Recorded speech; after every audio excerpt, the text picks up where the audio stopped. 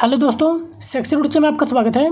आज है 23 सितंबर और आज आपका एसएससी सीजीएल का एग्जाम था जो कि फर्स्ट शिफ्ट का एग्जाम समाप्त हो गया। दोस्तों आज हमें सेशन में 23 सितंबर फर्स्ट शिफ्ट में जो क्वेश्चन पूछे गए थे उनसे संबंधित सभी क्वेश्चनों को जो है एनालिसिस करेंगे। इन सभी क्वेश्चनों को जो है विद एक्स्ट्रा फैक्ट के साथ आपको बताया जाता है ताकि नेक्स्ट आने वाले एग्जामों में आपको बेनिफिट देखने को मिले। एक बता दोस्तों, यदि आप हमारे चैनल पर पहली बार आए हैं तो इसी तरह का सेशन प्राप्त करने के लिए आप हमारे चैनल को सब्सक्राइब जरूर कर लीजिएगा, क्योंकि जो भी एग्जाम होते रहते हैं उसका एनालिसिस अपने चैनल के माध्यम से आपको करवाता रहता हूं। तो चैनल को सब्सक्राइब जरूर कर लीजिएगा और बेल आइकन को भी प्रेस कर लीजिएगा ताकि हमारे द्वारा जो भी सेशन आपको फॉरवर्ड की जाए तो उसकी जानकारी आपको सबसे पहले मिलेगी। और अपने दोस्तों के साथ भी अधिक से अधिक शेयर कीजिए दोस्तों, ताकि इसका सब बेनिफिट उठा सकें। और जैसा कि इसका PDF दोस्तों आपको टेलीग्राम चैनल पर प्रोवाइड करा दिया जाता है, तो आप टेलीग्राम चैनल को ज्वाइन कर सकते हैं। उसका लिंक आपको इस वीडियो के डिस्क्रिप्शन बॉक्स में आपको दे दिया गया है। तो चलिए सेशन को शुरू करते हैं। क्वेश्चन पूछा गया था कि 2004 में कबड्डी का पहला विश्व कप कौन से शहर में आयोजित किया गया था। यानी कि 2004 में जो है कबड्डी का पहला विश्व कप का आयोजन जो है किस शहर में किया गया था। तो इसका जो आयोजन है मुंबई में किया गया था, तो मुंबई इसका करेक्ट आंसर था। तो चलिए इनसे संबंधित कुछ प्रमुख तथ्यों को देख लेते हैं। जैसे कि कबड्डी का पहला विश्व कप 2004 में जो है मुंबई भारत में इसका आयोजन किया गया था। भारत ने जो है ईरान के इस फाइनल में जो है ईरान को हराकर पहला खिताब जो है अपने नाम किए थे। वहीं देखें तो 2004 का कबड्डी विश्व कप पहला कबड्डी विश्व कप था, इसकी मेज़बानी जो कि भारत ने की थी। वहीं देखें तो दूसरे बार जो है 2007 में जो है पनवेल में आयोजित जो किया गया था भारत के दौरान, इसमें जो है भारत ने अपना जो है फिर से एक चैम्पियनशिप का खिताब जीता था। वहीं देखें तो कबड्डी विश्व कप 2004 का आयोजन किया गया था, जिसके बाद जो है इसके बाद 2007-2016 में जो है भारत ने आगामी टूर्नामेंट 2025 में इसका आयोजन होना है। वहीं देखें तो कबड्डी के क्षेत्र में देखा जाए तो भारत जो है प्रमुख रूप से जो है शक्तियों के रूप में उभरा है। वह अब तक देखें तो यह जो है 3 संस्करण जो है जीत चुका है। यानी कि भारत जो है विश्व कबड्डी का जो है कुल 3 खिताब जीत चुका है। तो इन सभी प्रमुख फैक्ट को आप ध्यान में रखिएगा। जैसे कि एक बात और बता दें आपको दोस्तों कि हमारी तरफ जो है बिजली की थोड़ी समस्या चल रही है। बिजली जो है सही ढंग से नहीं दिया जा रहा है, तो इस कारण जो है मैं सेशन पूरा नहीं करवा पा रहा हूँ। तो जो भी सेशन आपको नहीं करवा पा रहा हूँ उसका जो है PDF में आपको मर्ज करके क्वेश्चनों को जो है दे दिया जाएगा। इसका PDF जो है आप टेलीग्राम चैनल से प्राप्त कर सकते हैं। तो चलिए चलते हैं नेक्स्ट क्वेश्चन पर। नेक्स्ट क्वेश्चन, संविधान के किस भाग में पंचायती राज से संबंधित प्रावधान लागू किए गए हैं। तो देखा जाए तो आपको जो है संविधान के जो है भाग 10 में जो कि पंचायत से संबंधित है, तो इसका जो करेक्ट आंसर होता भाग 10 इसका करेक्ट आंसर होता। तो चलिए इनसे संबंधित कुछ प्रमुख तथ्यों को देख लेते हैं। जैसे कि अनुच्छेद 40 में जो कि राज्यों के पंचायतों के गठन का निर्देश देता है। नेक्स्ट अनुच्छेद 243 जो कि पंचायतों की परिभाषा बताई गई है। वहीं देखें तो अनुच्छेद 243 के ए से लेकर 243 के ओ तक जो है इसका वर्णन किया गया है। नेक्स्ट देखें तो भाग 9 जो जिसमें पंचायत राज्य संबंधित प्रावधान लागू किए गए हैं। ये सॉरी यहाँ भाग 10 होना चाहिए, तो आप देख लीजिएगा। नेक्स्ट देखें तो 73वें संविधान संशोधन 1992 में जो है एक नया भाग जो कि 10 जोड़ा गया था। 73वें संविधान संशोधन अधिनियम 1992 के तहत जो है संविधान में एक 11वीं अनुसूची जोड़ा गया था। वहीं देखें तो इस अनुसूची में कुल 29 विषय हैं। यानी कि 11वां जो अनुसूची है उसमें कुल 29 विषय पंचायत से संबंधित है। नेक्स्ट देखें तो संविधान का भाग 6 जो कि राज्य में शामिल किया गया है। नेक्स्ट भाग 7 जो कि संविधान यानी कि 7वें संशोधन अधिनियम के तहत जोड़ा गया था, 1956 में विस्तारित किया गया था। नेक्स्ट भाग 8 जो कि केंद्र से संबंधित है। तो इन सभी प्रमुख फैक्ट को आप ध्यान में रखिएगा। नेक्स्ट क्वेश्चन, आशा भोसले को 2002 में किस फिल्म के लिए पुरस्कृत किया गया था। तो इनको जो है 2002 में जो है लगान के लिए जो है प्रदान किया गया था। तो लगान इसका करेक्ट आंसर था। तो चलिए इनसे संबंधित कुछ प्रमुख तथ्यों को देख लेते हैं। जैसे कि 1997 ईस्वी में जो है आशा भोसले को पहली बार जो है भारतीय गायिका के लिए जो है ग्रैमी अवार्ड के लिए नामित किया गया था। वहीं देखें तो भारतीय सिनेमा में उत्कृष्ट योगदान के लिए इनको जो है 2000 ईस्वी में दादा साहेब फाल्के पुरस्कार से भी सम्मानित किया गया था। वहीं देखें तो आशा भोसले को जो है साहित्य में डॉक्टरेट की उपाधि से भी सम्मानित किया गया था। वहीं देखें यह जो उपाधि था इनको जो अमरावती विश्वविद्यालय एवं जलगांव विश्वविद्यालय के द्वारा जो है सम्मानित किया गया था डॉक्टर की उपाधि से आशा भोसले को। नेक्स्ट देखें तो नवंबर 2002 में आशा भोसले जी को जो है बर्किंघम फिल्म फेस्टिवल के लिए जो है विशेष रूप से जो है समर्पित किया गया था। नेक्स्ट पद्म विभूषण पुरस्कार जो कि इनको जो है 5 मई 2008 को जो है प्रदान किया गया था। उसमें जो राष्ट्रपति थे प्रतिभा देवी सिंह पाटिल थी, इनके द्वारा जो है पद्म विभूषण पुरस्कार इनको प्रदान किया गया था आशा भोसले को। नेक्स्ट ये जो है आपको आशा भोसले को जो है कुछ प्रमुख जो अवार्ड पाए हैं ये आपको दे दिया गया है, तो आप एक बार इनको वीडियो पॉज करके जरूर रीड कर लीजिएगा। तो चलिए आगे चलते हैं। नेक्स्ट क्वेश्चन पूछा गया था, उत्तर भारत में कौन सा नदी कृषि से संबंधित नहीं है। यानी कि उत्तर भारत में जो है कौन सी नदी जो कि कृषि से संबंधित नहीं है। यानी कि आपको जो दक्षिण भारत की नदियाँ दिए गए होंगे वे आपका करेक्ट आंसर होता। तो दक्षिण भारत की नदियों में देखा जाए तो गोदावरी, कृष्णा, कावेरी ये सभी नदियाँ जो कि दक्षिण भारत की प्रमुख नदियाँ हैं। यदि आपके ऑप्शन में गोदावरी दिया गया होगा तो गोदावरी इसका करेक्ट आंसर होता, क्योंकि गोदावरी जो कि दक्षिण भारत की नदियाँ हैं। तो चलिए इनसे संबंधित कुछ प्रमुख तथ्यों को देख लेते हैं। जैसे कि उत्तर भारत की प्रमुख नदियों में देखा जाए तो गंगा, यमुना, सतलज जो कि कृषि के लिए महत्वपूर्ण योगदान निभाती हैं ये सभी नदियाँ। वहीं देखें तो गोदावरी जो कि दक्षिण भारत की कृषि से संबंधित यह नदियाँ हैं, कृषि के लिए जो है प्रमुख हैं। नेक्स्ट देखें तो गोदावरी नदी जो कि उत्तर भारत की नदियाँ नहीं है बल्कि यह जो है दक्षिण भारत की प्रमुख नदी है। यह जो है महाराष्ट्र, तेलंगाना, आंध्र प्रदेश इन सभी से होते हुए जो है बंगाल की खाड़ी में गिर जाती है। नेक्स्ट ये जो है आपको दक्षिण भारत की देखा जाए यानी कि प्रायद्वीपीय नदियाँ आपको दे दी गया है, जैसे कि लूनी, साबरमती, माही, नर्मदा, ताप्ती नदी, वर्धा, बेनगंगा, गोदावरी, मोंजार, भीमा, कृष्णा, तुंगभद्रा, पेन्नार, लोनार, कावेरी, बेंगई, ब्राह्मणी एवं दामोदर नदी ये सभी जो कि प्रायद्वीपीय नदियाँ हैं। यानी कि ये सभी नदियों में सब जो आपके ऑप्शन दिए गए होंगे भी आपका करेक्ट आंसर होता।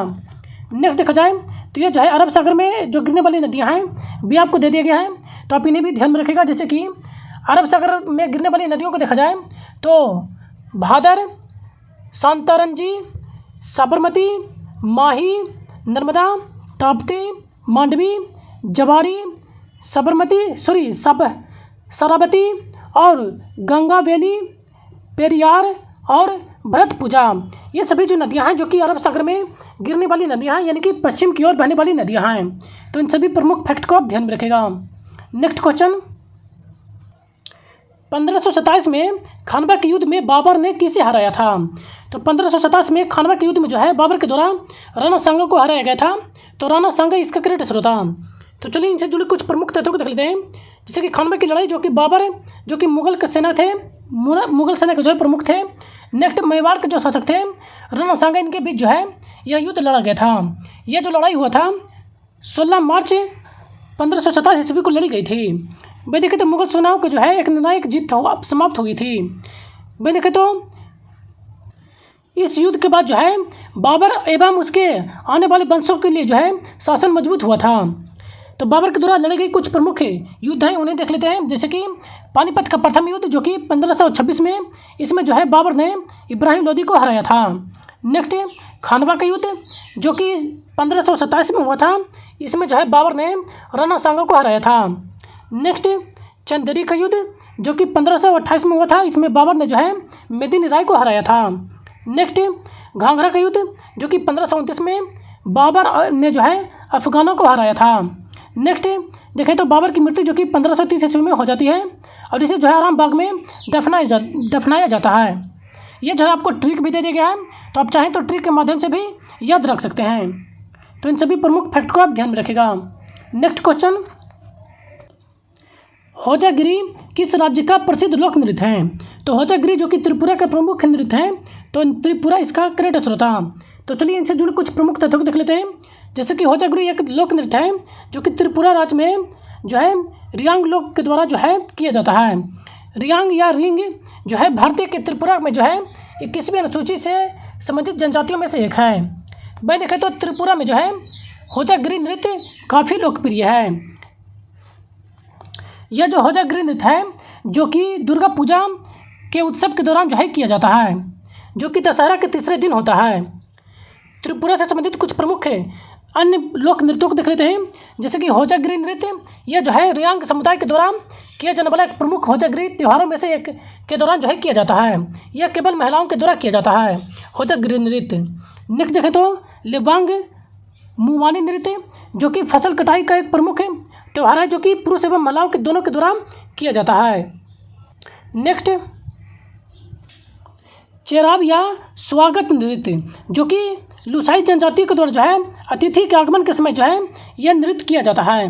नेक्स्ट, हाई हक नृत्य, जो कि मालसून जो समुदाय है इसका यह एक नृत्य है जो कि कटाई मौसम के दौरान अंत में जो है देवी लक्ष्मी को जो है आशीर्वाद प्राप्त करने के लिए यह नृत्य किया जाता है। नेक्स्ट देखें तो गिरिया नृत्य, जो कि त्रिपुरा का एक सामुदायिक लोक नृत्य प्रमुख में से एक है। झूम नृत्य, जो कि त्रिपुरा के समुदाय का प्रमुख नृत्य है। नेक्स्ट, मैमीता, जो कि त्रिपुरा के समुदाय का एक प्रमुख नृत्य है।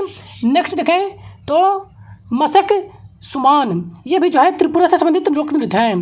तो इन सभी प्रमुख फैक्ट को आप ध्यान में रखेगा। नेक्स्ट क्वेश्चन, राष्ट्रीय युवा नीति यानी कि नेशनल यूथ पॉलिसी कब शुरू की गई थी? तो राष्ट्रीय युवा नीति की जो शुरुआत है 2014 में किया गया था। तो 2014 इसका क्रेडिट शुरू था। तो चलिए इनसे संबंधित कुछ प्रमुख तथ्यों को देख लेते हैं। जैसे कि राष्ट्रीय युवा नीति 2003 को जो है 3 के स्थान पर जो है राष्ट्रीय युवा नीति 2014 शुरू की गई थी। इसका जो लक्ष्य था युवाओं को पूर्ण क्षमता हासिल कराने के लिए इन्हें सशक्त बनाने और उनके जरिए देश के राष्ट्रों के बीच सही जगह हासिल कराने में समर्थ बनाना है। बंद के तो इसके लिए जो है इस लक्ष्य को पूरा करने के लिए जो है देखा जाए तो कुल प्राथमिक 11 क्षेत्रों को जो है पहचान किया गया था। तो इन सभी प्रमुख फैक्ट को भी ध्यान में रखेगा। नेक्स्ट क्वेश्चन, भारतीय संविधान का कौन सा अनुच्छेद केंद्रीय कार्यपालिका से संबंधित है? तो भारतीय संविधान के अनुच्छेद देखा जाए तो केंद्रीय कार्यपालिका से जो है अनुच्छेद 52 से लेकर 78 तक, जो कि केंद्रीय कार्यपालिका से संबंधित है। तो अनुच्छेद 52 से लेकर 78 इसका क्रेडिट शुरू था। तो चलिए इनसे जुड़ी कुछ प्रमुख तथ्यों को देख लेते हैं। जैसे कि भारतीय संविधान का अनुच्छेद 52 से लेकर 78 जो कि केंद्रीय कार्यपालिका से संबंधित है। बिंद के अनुच्छेद 52 में कहा गया है कि भारत का एक राष्ट्रपति होगा। अनुच्छेद 53 जो कि इस बारे में बताता है कि संघ की कार्यपालिका शक्ति जो है राष्ट्रपति में निहित होगी, इसके द्वारा जो है प्रयोग किया जाएगा। नेक्स्ट देखें तो अनुच्छेद 56 जो कि राष्ट्रपति की कार्यपालिका एवं अवधि एवं 5 वर्ष के तक परिभाषित किया गया है। नेक्स्ट अनुच्छेद 58 जो कि भारत के राष्ट्रपति बनने के लिए एक व्यक्ति की पात्रता एवं उसकी योग्यता के बारे में बताया गया है।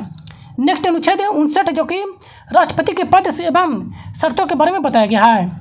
पदों की शर्तों क्या होना चाहिए, पद की शर्त राष्ट्रपति का, इसके बारे में मुझे अनुच्छेद 59 में बताया गया है। नेक्स्ट अनुच्छेद 71 जो कि राष्ट्रपति के चुनाव से संबंधित मामलों से संबंधित प्रावधान किए गए हैं। नेक्स्ट अनुच्छेद 72 जो कि राष्ट्रपति की क्षमा शक्तियों का संबंधित जो है प्रावधान किए गए हैं। तो इन सभी प्रमुख फैक्ट को भी ध्यान में रखेगा और कौन से अनुच्छेद में क्या प्रावधान किया गया है आप इसे भी ध्यान में रखेगा, क्योंकि देखा जाए तो पीछे के शिफ्टों में जो है आपको जो है राष्ट्रपति से संबंधित जो अनुच्छेद हैं वह से क्वेश्चन आपको पूछे जा चुके हैं। तो इन सभी को आप ध्यान में रखेगा। तो आगे चलिए नेक्स्ट अनुच्छेद 19 को देख लेते हैं। अनुच्छेद 19 में जो है कुल 6 प्रकार की स्वतंत्रताएं प्रदान की गई हैं। तो ये इससे आप चाहें तो ट्रिक के माध्यम से आप याद रख सकते हैं। आपको यह जो है ट्रिक दे दिया गया है, आप चाहें तो ट्रिक के माध्यम से भी याद रख सकते हैं। तो चलिए कौन कौन से 6 स्वतंत्रताएं प्रदान किए गए हैं अनुच्छेद 19 में उसे देख लेते हैं। जैसे कि अनुच्छेद का 1 जिसमें जो है बोलने की स्वतंत्रता प्रदान किया गया है, यानी कि प्रेस की स्वतंत्रता इसी के तहत आती है।